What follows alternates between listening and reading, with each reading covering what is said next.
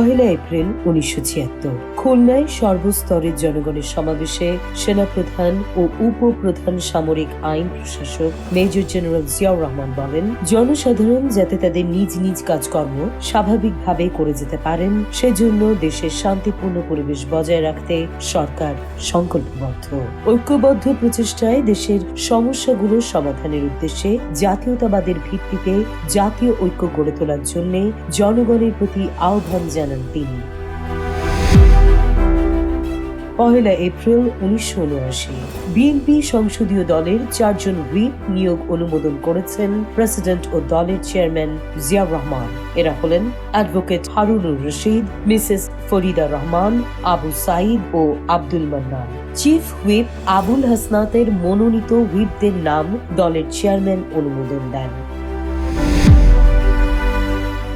1 April 1980 রাজধানীর মোহাম্মদপুরে বাংলাদেশ জাতীয়তাবাদী দল পরিচালিত নারী বিভাগীয় রাজনৈতিক ও সমাজ বিজ্ঞান শিক্ষা কেন্দ্রের বর্ষপূর্তি উপলক্ষে আয়োজিত পুনর্মিলনী অনুষ্ঠানে প্রেসিডেন্ট জিয়াউর রহমান বলেন, চাকরি ক্ষেত্রে নারীদের জন্য সংরক্ষিত আসন সংখ্যা আরও বাড়ানো হবে।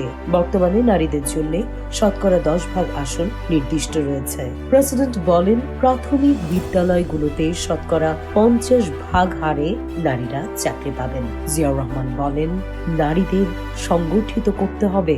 রাজনৈতিকভাবে নারীদের জড়িয়ে তুললে তারা বুঝতে পারবেন কি তাদের করণীয়। 1 এপ্রিল 1980 জাতীয় দৈনিক ও সংবাদ সংস্থার প্রতিনিধিদের নিয়ে সম্প্রতি পুনঃখননকৃত কক্সবাজারে পাথালি খাল প্রকল্প পরিদর্শনকালে প্রেসিডেন্ট জিয়াউর রহমান বলেন, দেশব্যাপী খাল খনন কর্মসূচির সফল বাস্তবায়নের পর আগামী বছর দেশে গম উৎপাদন 40 লাখ টনে উন্নীত হবে বলে আশা করা হচ্ছে। তিনি বলেন, খাল খনন কর্মসূচি সম্পূর্ণ হওয়ার পর 8 থেকে 10 লাখ একর জমি সারা বছর চাষাবাদের অধীনে আসবে।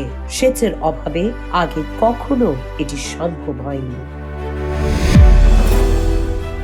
1 এপ্রিল 1981 যুক্তরাষ্ট্রের প্রেসিডেন্ট ডোনাল্ড রিগ্যানের প্রাণনাশের বর্বরোচিত চেষ্টায় মর্মাহত হয়েছেন জানিয়ে প্রেরিত এক বাণীতে প্রেসিডেন্ট জিয়াউর রহমান বলেন, আপনার জীবনের উপর বর্বরোচিত হামলার খবর শুনে আমরা মর্মাহত, তবে শুনে খুশি হয়েছি যে আপনি সংকটমুক্ত এবং সম্পূর্ণ সুস্থ হয়ে উঠেছেন।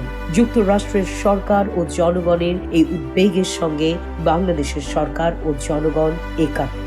আমরা সবাই আপনার পূর্ণ ও দ্রুত আরোগ্য, সুস্বাস্থ্য ও দীর্ঘায়ু কামনা করি।